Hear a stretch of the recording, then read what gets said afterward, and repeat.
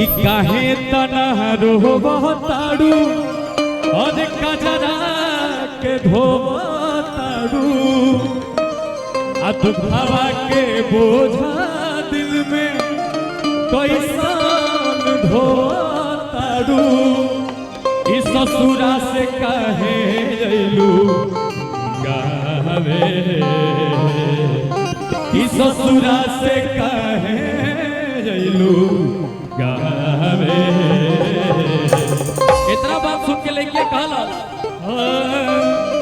कि अपना बारे में पियावा कुछ ना बहतावे कि अपना बारे में पियावा कुछ ना बतावे हमारा से जाने खातिर क्रिया धारावे हमारा से जाने खातिर क्रिया धारावे हमारा से जाने खातिर काहे अपना रोवताड़ू कजरा के धोवताड़ू।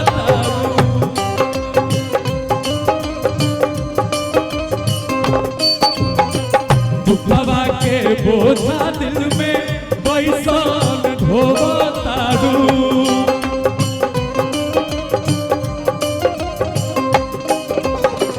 ससुरा से काहे अइलू गावे ससुरा से काहे अइलू गावे।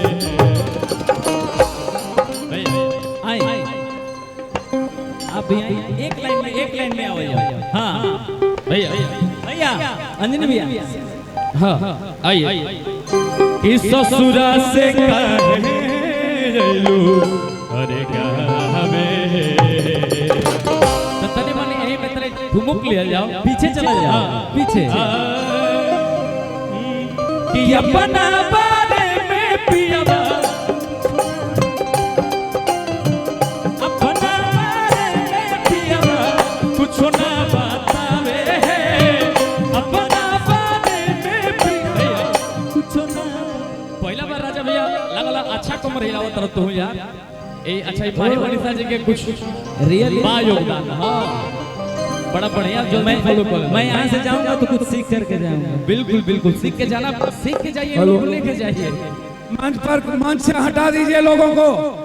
विधायक जी ये ठीक नहीं है मंच से हटाइए मंच को फ्री कीजिए वहाँ लेडीज लोग हैं मंच फ्री कीजिए कि अपना विधायक जी मंच फ्री कीजिए पीछे कीजिए नहीं चलेगा ये सब कि अपना बारे में यहाँ स्पॉन्सर की जरूरत नहीं है।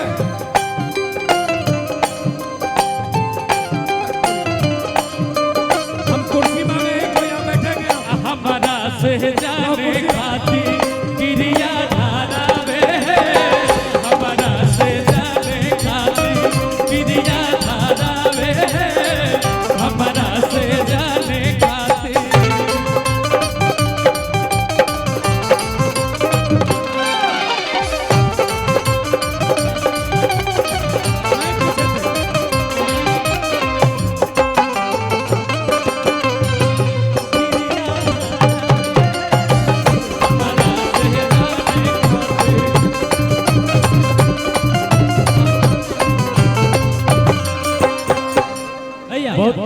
में एगो और भाव है भैया।